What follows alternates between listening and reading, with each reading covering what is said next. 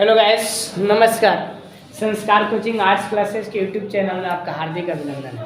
आइए आज मैं आपको लेकर चलता हूं महाभारत की दुनिया में, जो कि बहुत ही इम्पोर्टेंट चैप्टर है। आपके एग्जाम में इसे 5 नंबर के क्वेश्चन तो फिक्स है ना। आइए देखते हैं, आज पहला दिन है।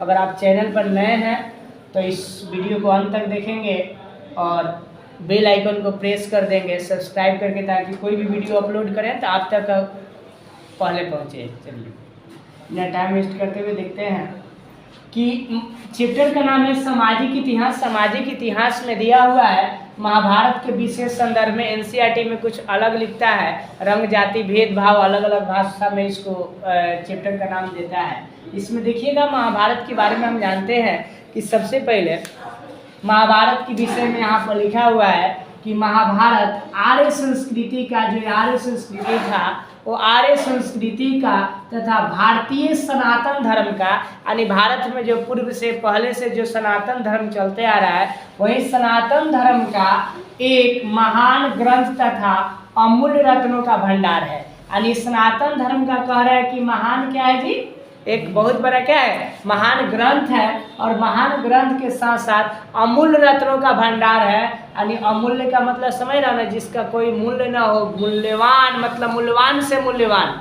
समझ रहा। तो अमूल्य रत्नों का ये क्या है, महाभारत जो एक भंडार है। इसके बारे में कह रहा है, इसका जो लेखक है, जो इसके रचनाकार है वो महर्षि वेद व्यास है। महर्षि वेद व्यास कहिए, चाहे वेद व्यास कहिए, चाहे भगवान वेद व्यास कहिए, बात एक ही है। तो महर्षि वेद व्यास है ना। और ये कहा जाता है कि यह विश्व का सबसे बड़ा ग्रंथ है, यानी सबसे बड़ा महाकाव्य है। कौन? महाभारत। इसमें 18 गो पर्व है। अब प्रत्येक पर्व में, एक पर्व में यानी 1948 यानी 1948 क्या है जी, अध्याय है यानी चैप्टर है। अनुमान लगा सकते हो कितना होगा, यानी 1948 क्या है, इसमें चैप्टर है और 18 को क्या है, पर्व है। तो 18 इंटू 1948 कीजिएगा तो पता चल जाएगा कि कितना चैप्टर है। ठीक है। महाभारत में अगर कुल बात किया जाए तो कुल मिलाकर 1 लाख से भी अधिक यानी 1,02,17 श्लोक है। इसी से हम लोग अनुमान लगा सकते हैं कि जो महाभारत है वो कितना छोटा ग्रंथ होगा या बड़ा होगा। इसलिए इसे सत सहस्त्र कहा जाता है। देखिए, सत सहस्त्र यानी सत का मतलब 100, सहस्त्र मतलब 1000, यानी 100,000 यानी 1 लाख से अधिक इसमें श्लोक है। इसलिए इसे सत सहस्त्र संहिता के नाम से भी जाना जाता है महाभारत को, है ना। आगे हम लोग देखते हैं।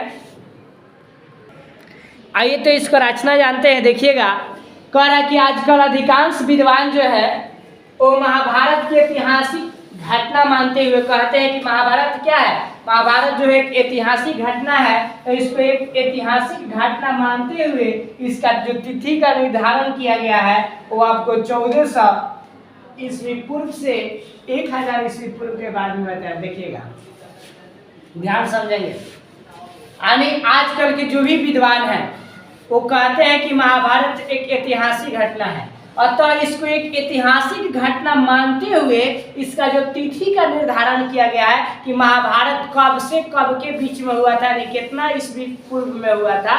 तो ये बतलाते हैं लोग कि 1400 ईस्वी पूर्व से लेकर और 1000 ईस्वी पूर्व में महाभारत हुआ था, है ना।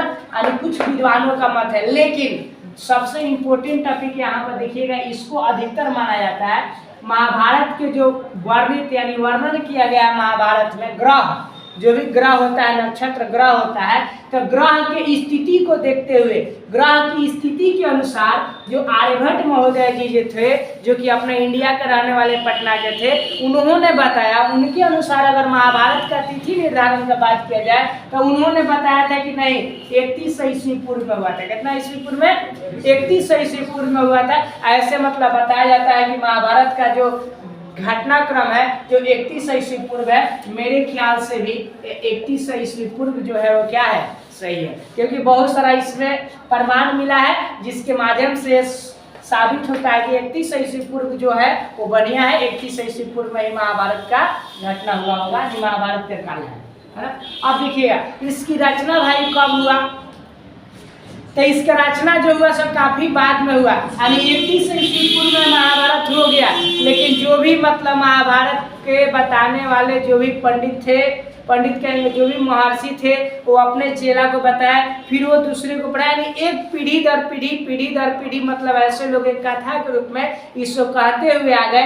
तो यानी महर्षि वेद व्यास का ने सोचा कि भाई कब तक एक दूसरे से कहेंगे, इसलिए उन्होंने इसको लिखना शुरू किया। और ये लिखना शुरू किया इसलिए महर्षि वेद व्यास को महाभारत का लेखक माना जाता है। और महाभारत को लिखने में करीब करीब 1000 वर्ष लगा, देखिएगा। यानी 500 ईस्वी पूर्व से लेकर और 500 ईस्वी तक माना जाता है कि महाभारत का जो रचना हुआ था, यानी इसी के बीच में हुआ था।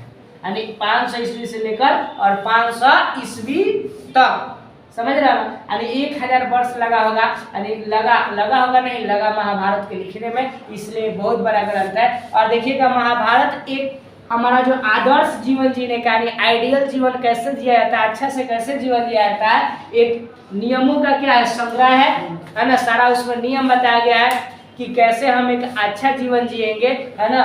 और इसलिए महाभारत को एक आदर्श, है ना, और इसको आइडियल बुक भी माना जाता है, ग्रंथ माना जाता है। पुनः मिलते हैं अगले क्लास में, तब तक के लिए आप मस्त रहें, व्यस्त रहें, स्वस्थ रहें। धन्यवाद।